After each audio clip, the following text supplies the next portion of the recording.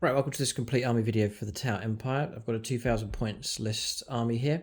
In this video I plan to run through the entire list with you, and I'll give you all of the units, the points, costs, and all the war gear enhancements and upgrades and so on for this 2000 points Tau force. So before we get stuck into it, for discount 40K it's gamingfigures.com, link for them in the video description below.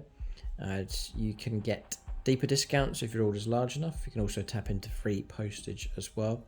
And then if you're in the middle of England or the Middlesbrough direction, they have a great gaming store that you can visit as well. So do check them out. I'll leave a link for their Facebook page that you can follow. But they're the channel sponsors here, and they're a local gaming store. When you order through them, it helps support the channel here and obviously helps support them as well. So for the Tau, as I moved to Cadre Detachment, but I have gone back to Kauyon. It's very, very tasty, turn 3 onwards. Nice straightforward rule for that one. So it's called the Patient Hunter. Turn 3 onwards. Ranged weapons equipped by Tau Empire models from your army have sustained hits of 1. So only 6s will generate an extra hit when you're shooting. If it's a guided unit, so you've got a unit that's shooting and a unit that's guiding it in, it'll be sustained hits of 2, and that's army wide. It's blisteringly good and very, very useful to have at the middle and later stages of the game. So that's why I've gone with Kauyon, just to really amplify Tau firepower. I think that's how you can do well with the Tau, if you're able to have excellent firepower and really sort of cutting firepower that really cuts units down. It's a brutal way to play, but it's the only chance really that the Tau have, as they are next to useless in close combat. And really they don't have the option of charging in. Most factions can charge units in and fight in close combat. Tau don't really have that. So in order to clear units off of objectives and so on, to get them out of the way, it has to be done through firepower. So where other factions have really good units that can cut things down in close combat, Tau need to have the equivalent of that with their shooting. And you can go for some very, very powerful combinations with the Tau for their firepower. I plan to run a tactics video for a deeper dive on some of the key tactics, key units for this Tau force, so do check that out as well for some more sort of tactical guidance for some of the units. So it's 2000 points force, Kauyon Detachment. I'll leave a full army list in the video description below. Do check out the comment section to see what other Tau players are saying. You're welcome to leave your own comments and suggestions, what units you would drop, what units you would take away. The overall battle plan, I've talked about cutting firepower, so devastating firepower, and you need different varieties of firepower depending on what you're shooting against or firing at. And I guess some of the most dangerous units out there would be your heavy infantry elite type, so I need really good firepower for that. And they also need units to bring down heavier vehicles or walkers and monsters. Need some real good heavy hitting, high damage weaponry. So you'll see that featured here in this Tau list. You'll see plenty of variety. But also you win games through board control. So I need units that can clear and hold objectives, units that can move out into those objectives quickly, and I need units that can spread out, get themselves into flanking positions, the enemy deployment zone, table quarters, just for achieving secondaries, which is vital for 10th editions. The ability to take, clear and hold objectives in no man's land a lot of the time, and then also units that can be dotted around the table in different locations to help rake in those points for secondaries. And whilst you're doing all of that, being able to coordinate really good firepower to keep the opponent away or clear them off objectives and so on. So a multifunctional Tau force here that needs firepower to deal with every type of target they're going to face. And different ways of presenting that firepower as well. So you've got some backline units to shoot from the backs, or the classic Tau kind of style, but that's not going to win you games. You need to move out into the middle ground, and so I've got units that are designed to surge and to push forwards with their firepower. And I've also got ambush units that can turn up on flanks and deep strike in and catch out enemy units with ambush firepower. So lots of elements going on here, but all combining for the greater good to bring about victory. And when you play that way, as you can see, it just leads to a nice variety of units, a really nice spread of different units, which is great fun hobby-wise as well. So we'll go to, well, I'd usually save these. We'll go straight into the battle suits here. We've got two commanders. If you like the colour scheme, this is the third update that I've done for my colour scheme. So it's currently looking like this. Originally 2 shades of grey and the bronzy colour you can see on the metallic work, with some white as well. Then I moved on to, and the fusion type weapons you can see there, the eyes, sockets and so on, the lenses are all blue, highlighted sort of gem sort of style. Then the revamped version is I took away all the blue and replaced it with a chrome metallic paint, a bit of glowing orange. You can see the fusion guns or fusion blasters there with that effect. Just wanted to get rid of the blue and put the focus back onto the orange. I made the basic a bit more grubbier and rusty, introduced some long grass as well, some tufts. That's much better than what it was. Still standard green and grey.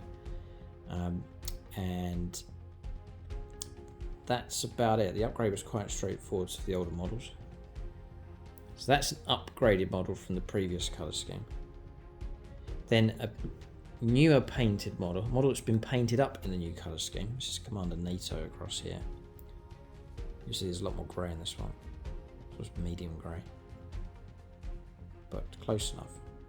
And the chipping has changed. I used to, just a bit of hobby time here. If we look at the shoulder pads, that's, and you may have different preferences. This is hand painted chipping, so it's all done with a brush. Takes a long time. And this is chipping done with sponge, bit of sponge with a silver paint. It just gives you that more natural, detailed fleck, I think, to the chipping. I prefer it, and I would say it's 5 times quicker as well. Literally takes minutes to do instead of all the brushwork. So we've looked at 2 tower commanders. Commander Ghost Tide and Commander NATO is the new one that's been added in. I love the idea of 2 tower commanders working together. Each of them will be bodyguarded by a squad of 3 of the Crisis Battlesuit teams. So the loadouts for these. So I'll go to the first Crisis Battlesuit team, which is this one across here. Equipped with a squad of 3, and each model equipped with double fusion blaster. So this is an anti-tank, anti-monster squad. They're designed to land and take out monsters and vehicles. That's their designated role. And the commander goes with them. And again, I'm going to cover these in the tactics video. So if you really want a good lowdown on the tactics and loadout for these, then do check that video out. Commander joins them. You are able to take. He's a commander in Enforcer Battlesuit. I'll give you the points in just a moment. He's got 6 wounds. His ballistic skill starts on a 3+. If you can guide that in, you can go to a 2+ with him, make the squad 3+. The ability for him is worse than the AP by 1. Attacks coming in against his unit. That's ranged attacks. So a little bit of extra protection he offers the squad. He's got a built-in shield generator, a bit of protection. Weapon support system as well, which you must remember. You can ignore all modifiers to the hit rolls. So someone tries to pop smoke, for example, against you. Then you're just going to ignore all of that. It really helps to keep the firepower nice and accurate with him. And then these are the ambush units. They come with deep strike. They're battle suits. They got deep strike. So the idea is you put them into reserve. You don't have to put them on the board. And when they're in reserve deep striking, you have the element of surprise. It's unpredictable. You don't know where they're going to land. And it just keeps the opponent, really makes them keep one eye over their shoulder. So it's a really good way to play, really good fun way to play, and very narrative with the battle suits coming down.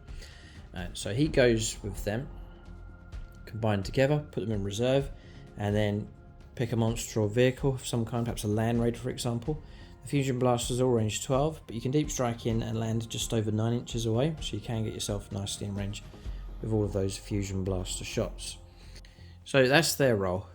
Ambush, deep striking, anti-tank, anti-monster unit. Points-wise, and this is going by the latest points from Games Workshop. The Enforcer Battlesuit is now 80 points. I think it's pretty cheap. And then that is the Sunforge team. They're 150 points for the 3 Crisis Battlesuits. They also come. That squad comes with a built-in 4+ invulnerable save, which is very, very useful. So a bit more of a resilient squad there with the Enforcer. Drone options, you have to go for a mixed lot of drones. So one of them, usually the squad leader, will take a marker drone. It's quite vital. All 3 will take shield drones, and then 2 drones spare. I'll take a gun drone on the other 2 models. You take 2 drones each, and then the commander's 2 drones, usually 2 shield drones, just to give him extra couple of wounds to make him that much more durable. So he'll go from 6 wounds up to 8 wounds, which is a nice, good number of wounds to help protect him. So I have some spare points in the list, so I do give him an enhancement, which is Precision of the Patient Hunter. Now, that gives you, when you make a ranged attack, it's +1 to the hit roll, which is great. You might not be guided, but he'll just get that all the time. It just makes it a bit more reliable. So +1 to the hit roll, and then turn 3 onwards, it's +1 to the wound roll as well, which is very useful because his fusion blasters are not the highest of strength. They're strength 9, so you may well find yourself in 4s or 5s to wound tough targets, which they're going after. So +1 to the wound roll. It's very, very useful indeed. So that's the idea of those. Not too expensive in points. 150 plus 80 plus 15 for Precision of the Hunter. You've got a mighty amount of firepower there. Imagine if Kauyon turn 3 onwards, and there's a good chance you could deep strike in on turn 3. Then 6s, if they're guided, 6s are going to be sustained 2. With fusion blasters, that's crazy. So nice lot of shots. That's why I've tried to really max out the firepower on him. Quad fusion blaster, 4 shots. Really good opportunity to try and pick up some 6s, and then another 2 from each of the squad members. So 4 and 6, 10 shots coming in with these. Usually hitting on 4s or 3s. His standard with his enhancement now is, I guess, is 2s to hit with him, and then 3s if they're guided for the regular Crisis Battlesuit team. So if you're new to Tau, I would mention that rule, so it's for the greater good. In your shooting phase, you pair units up to work together. So you have spotting units, so it's a squad of a strike team across here. And then you have the guided units, so it's our Crisis Battlesuit team that I've been talking about.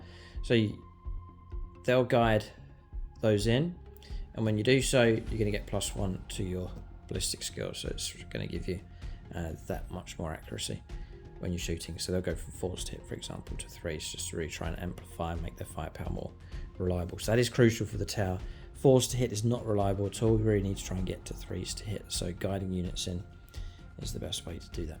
And then I'll also point out, and this is why I'm taking marker drones, because you'll gain the marker-like keyword, and the same for these. They'll have the marker-like keyword as well, the strike team.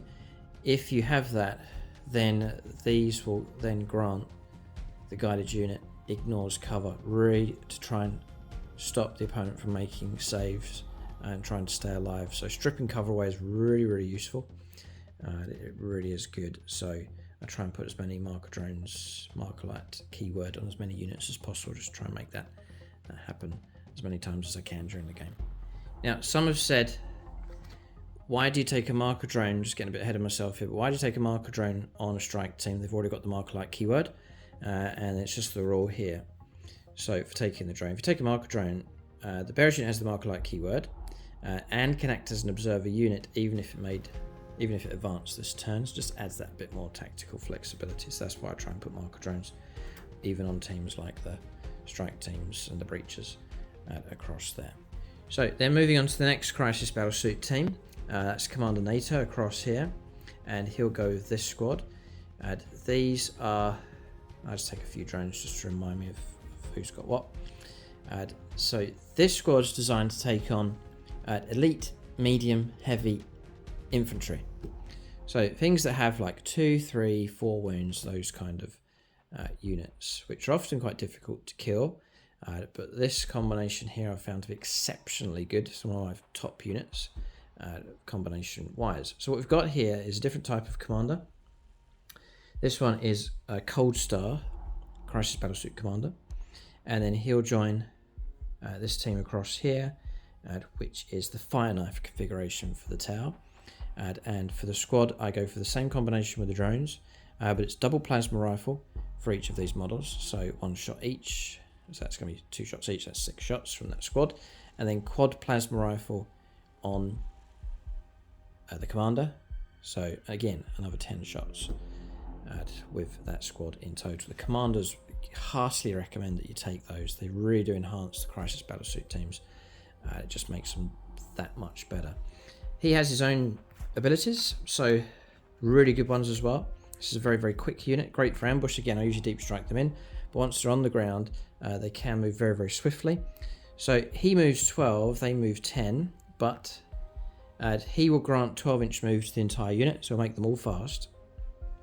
It'll also give you the assault keyword, which means you can make an advanced move and all your weapons count as assault, so you can still shoot as normal. So potentially you've now got up to an 18-inch move if you roll a 6 with these and still able to shoot with them. So they can move exceptionally fast around the board once they've landed. So a really versatile, really good unit.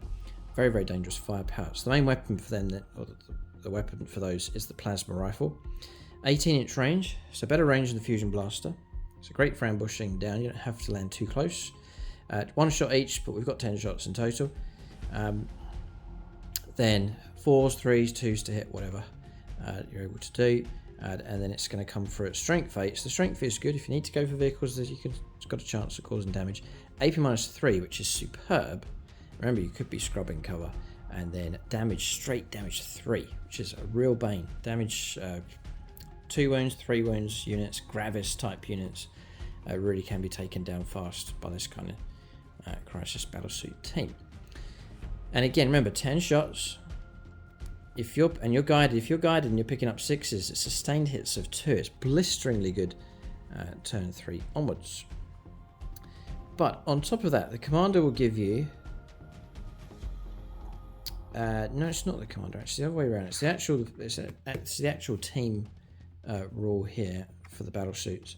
So fire knife. Each time on this unit makes a ranged attack. Real hit rolls of 1. You just get reroll ones built in.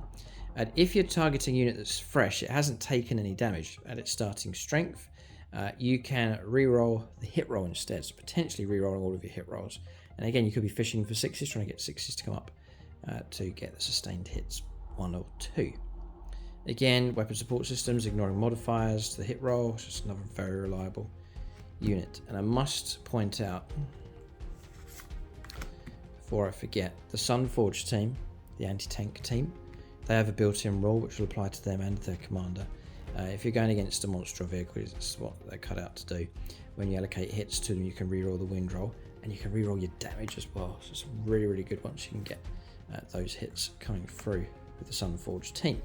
So points-wise, commander in the Coldstar is 95, is worth every penny. And then the fire knife configuration is 130 points.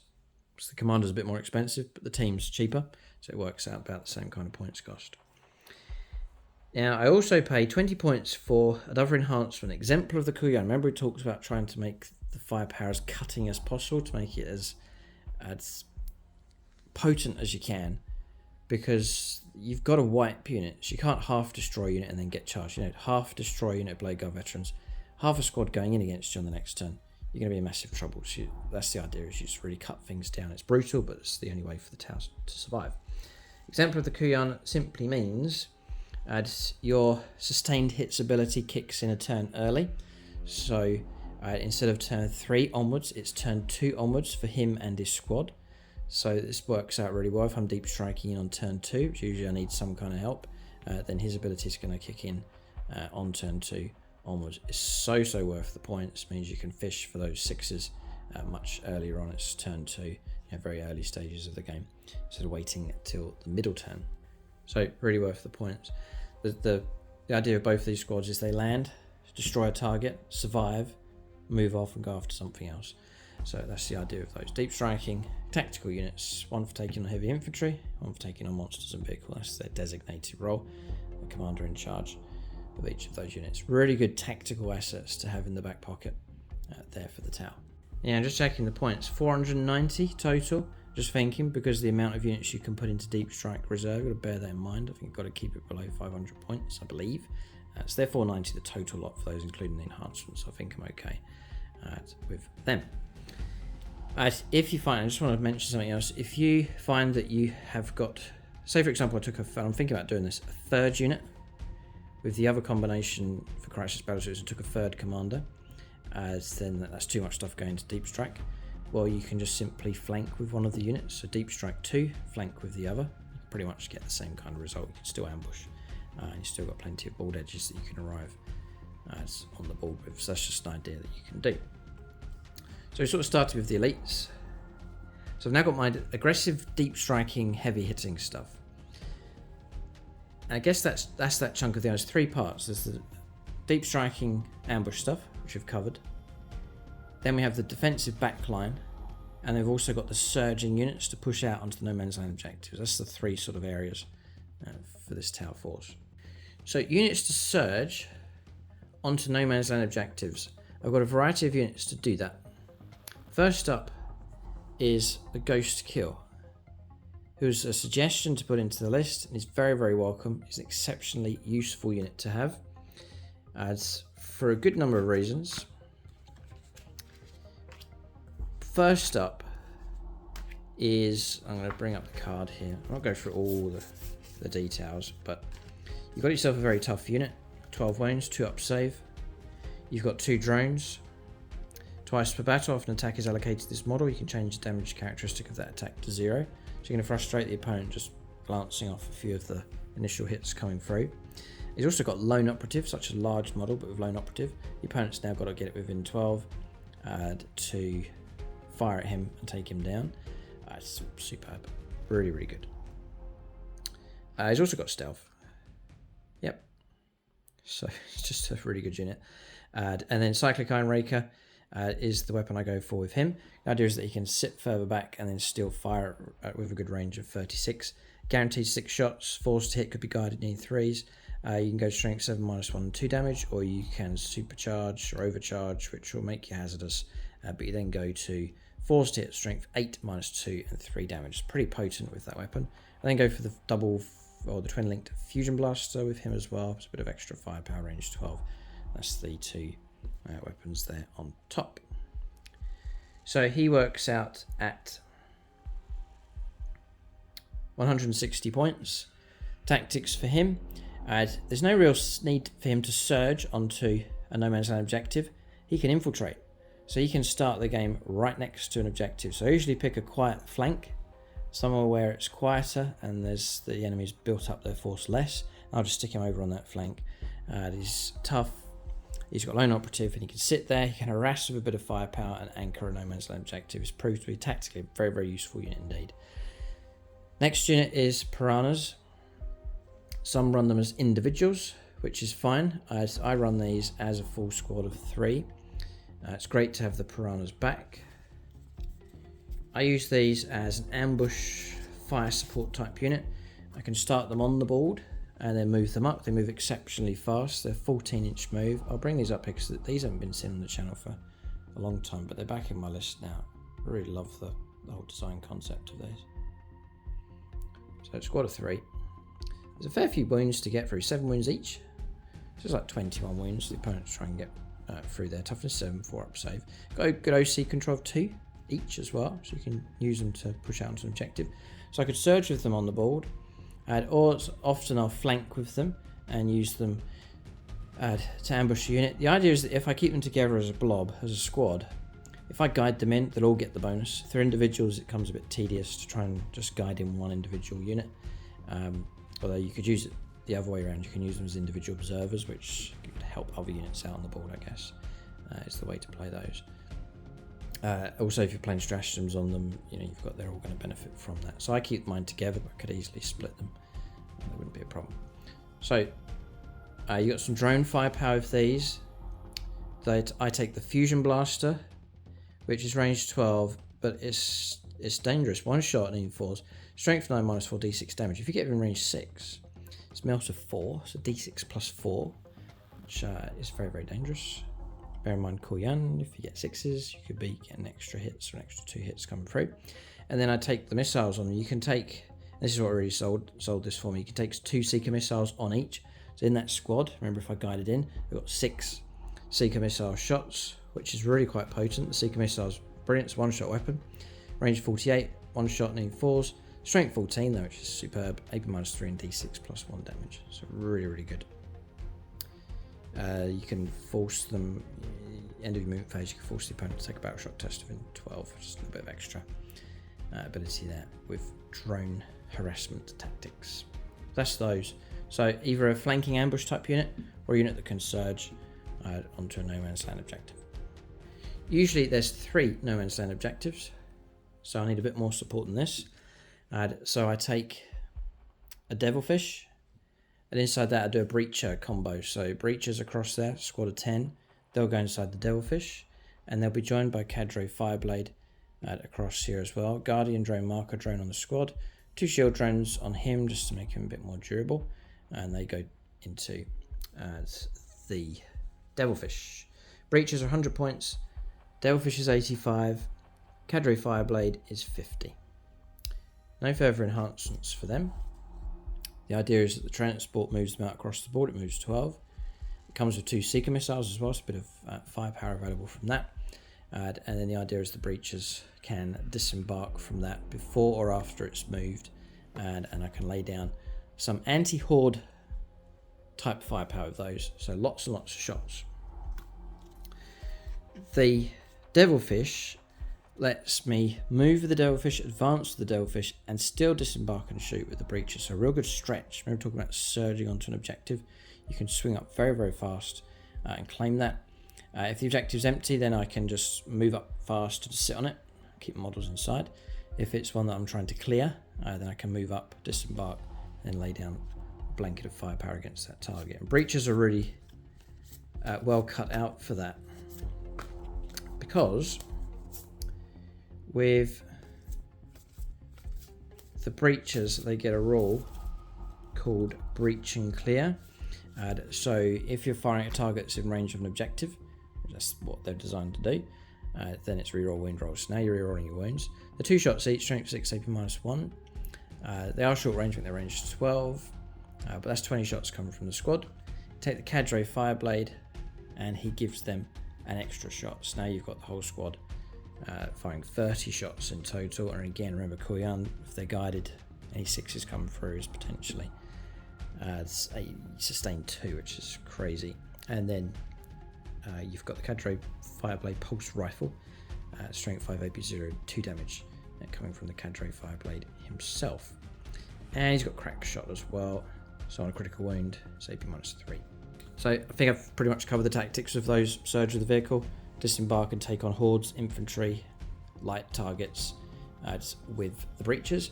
They can take on heavier stuff, nice lot of shots, potentially rerolling wounds. And remember the grenade stratagem for some easy mortal wounds coming through from them as well. So that's them. There's a stratagem which is combat embarkation. If I get charged, I could potentially jump back inside the transport for a CP. So bear that in mind and deploy quite close to the vehicle so they can pull away as and when they need to. So I've called out the points for them. So we've now got our surging units. We'll cover some backline units next. So these are units to provide firepower support the backline, to anchor and hold the home objective, and then to snipe and pick out targets from long range. So you're going to see some long range firepower stuff now. So we've got 2 hammerheads. Massive fan of those, one of my favourite concepts for the Tau. Now, some people don't take them because like it's a one-shot weapon. I take the railguns, as you can see, but you can get very accurate firepower of these, and very, very dangerous. So with a standard hammerhead, you're getting OC of 3, 14 wounds, toughness 10, 10-inch move, 3 up save. There's a good few wounds, like 14 wounds, just a couple of wounds short of a Land Raider with the hammerhead. So it's really good durability on that. So look at the railgun. It's a scary weapon, as it should be. So it's heavy, devastating wounds built in. Range 72, so you've got the board covered, so you can slink right at the back with them, no problem. Force to hit, but we'll come back to that. That's the weak point. Strength 20, which is fantastic. Toughness 10, vehicles 2s to wound, brilliant. AP -5, insanely good. And then the damage D6 plus 6, so at least 7 damage, all the way up to potentially 12 wounds coming through. And devastating wounds, remember, so if you get that 6 to wound, it's just going to bypass everything with devastating wounds. So we're trying to get better than 4+ hit, which is not reliable at all. First up is guiding the unit in. So that would give me +1 to my ballistic skill. So 3s to hit. You then have heavy if you sit still, +1 to hit rolls. So if you're guided and sitting still, you could be on 2s to hit a target. Fantastic. You've also got Armor Hunter. Each time this model makes an attack that targets a monster or vehicle, it's +1 to the hit roll on top of that as well. So there is real good chances you're going to be getting 2s for your shooting. So now it's a one-shot weapon, but hitting on 2s, that's excellent. But you've also got Targeting Array. Each time this model is selected to shoot, you can reroll 1 hit roll, or you can reroll 1 wound roll, resolving those attacks. And now you've got potentially 2s to hit rerolling that 1. So you've got a very, very accurate weapon indeed. And once you hit, you then got strength 20, AP -5, D6 +6 damage. So one of them's dangerous enough. I take 2 if they can work as a pair and pick on a target. If there's a Land Raider moving out, I've got 2 Hammerheads can move out to take it on. They should cause trouble. They will certainly cause trouble for that target. So that's their role. Firepower support at the back, plenty of wounds. They can sit on objectives, move around flanks. They just got a license to go hunting and operate from the back lines. Not always. They'll surge forwards if the coast is clear, but survive continuous firepower each turn. Is a real good option there with the Hammerheads. Not too expensive. I think they've actually dropped. No, they put them back up again. Okay, 145 points each, which I think is quite reasonable for them.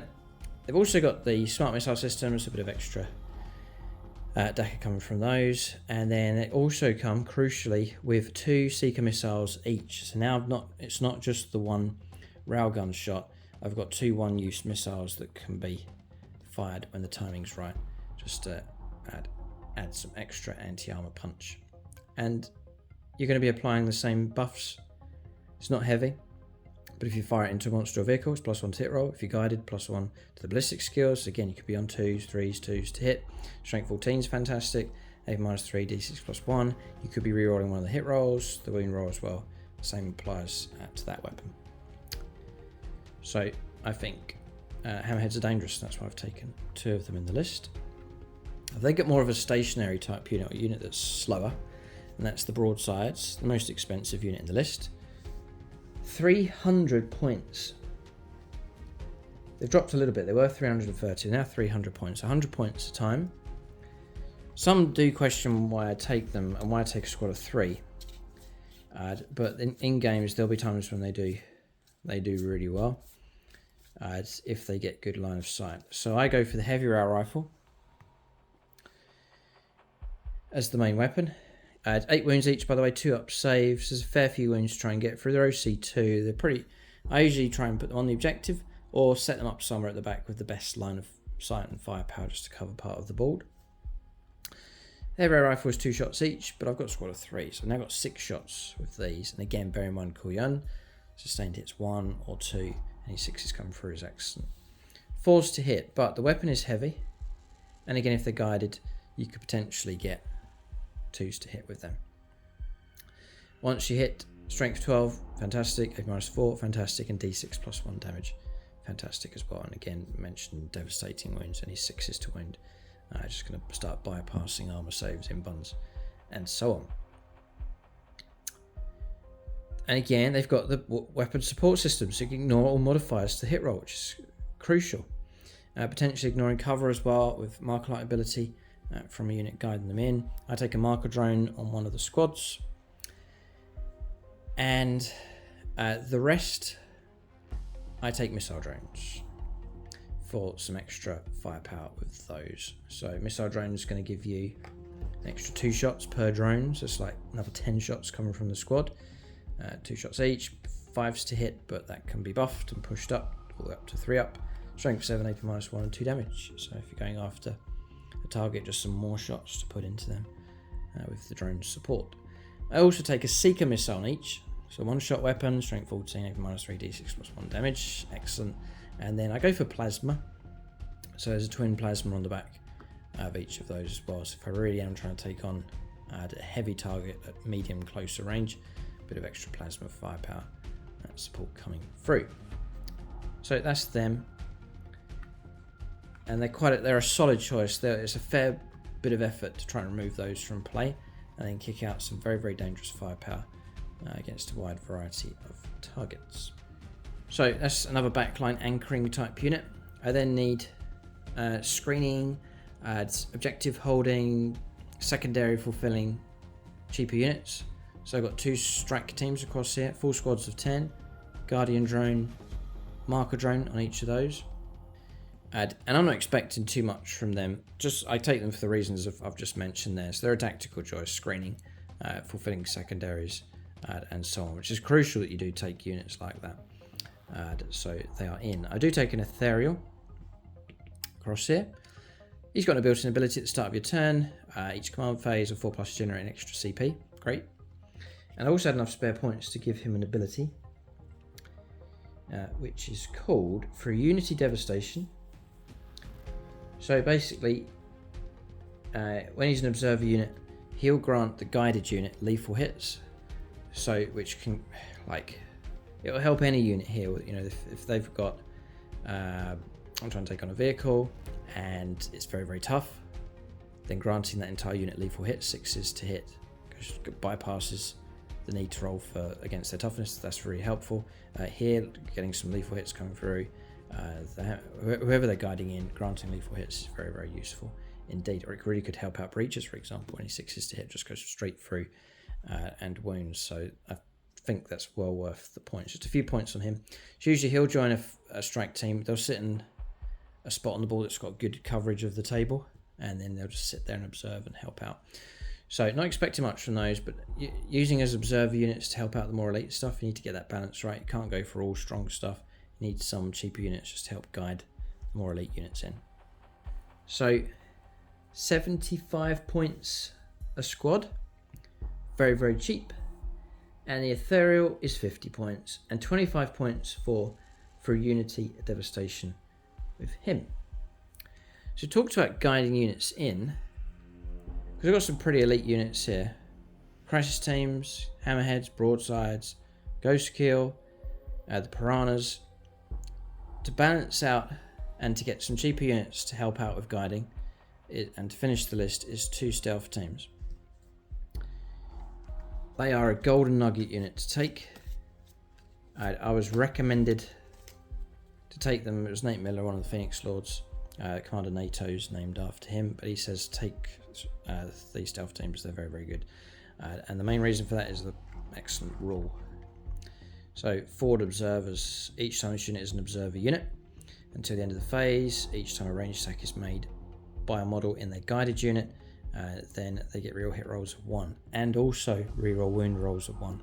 So this unit here, the Sunforge team, for example, it could be on 3s to hit a roll load of 1s. You know, oh, that's not good. But if they're being guided in by the stealth team, I'll reroll all of those 1s just to really try and make sure the firepower is as accurate as possible. Or they're guiding into broadsides and I roll a load of 1s, then I can reroll those 1s. Or I roll a load of 1s to wound, then again I can reroll the 1s to wound. So very, very helpful unit for guiding other units in across the board. They're a cheap small unit as well, as they come in at 60 points a unit. Very, very cheap indeed. They can lay down a little bit of firepower that usually don't do very much. Usually lurk and keep them away from trouble just to make use of their guiding ability for the real hit rolls of 1 and wound rolls of 1 with them. The other use for them is fulfilling secondaries, getting into table quarters, the middle of the board, flanks, board edges, that kind of idea with them, because you need those cheaper kind of units that actually try and bring in points for secondaries. And I think that's about it with those. Oh yeah, they move 8, so they are quick, so they can relocate and move around the table quick enough, much quicker than normal infantry. So again, very useful if you need to move around, fulfilling secondaries, getting them into good positions to guide other units in. They're a very useful unit. And they're stealth teams, so they're minus 1 to hit rolls against them as well. Usually if you're slinking away and keeping them out of trouble, they are hard enough to root out. 3 up save base of them as well, and 2 wounds. So that gives you the list for the tower. Check out the list in the video description below. That'll give you all the points values. Feel free to make suggestions about this list here. Do check out our battle reports where you can see them in action. I've talked about a good number of tactics options here with these. See them being used in our battle reports, and that give you an idea of how it can be used in real game situations. And then for further chat regarding town, talk to other tower players and so on, if you're a channel member, do make use of the Discord server. There's lots of ways that you can interact there with other channel members. There's Tau players on there. You can share lists and so on, and discuss tactics over on the Discord server. But that's the list here for the Tau. Keep a lookout for more complete army videos on the channel. Do check out gamingfigures.com. Perhaps this has given you a bit of a flavour and desire to join the greater good. Then do check out the website for gamingfigures.com and then use the link below. You can tap into free postage, deeper discounts available with them as well. Thanks for watching. Tune in next time.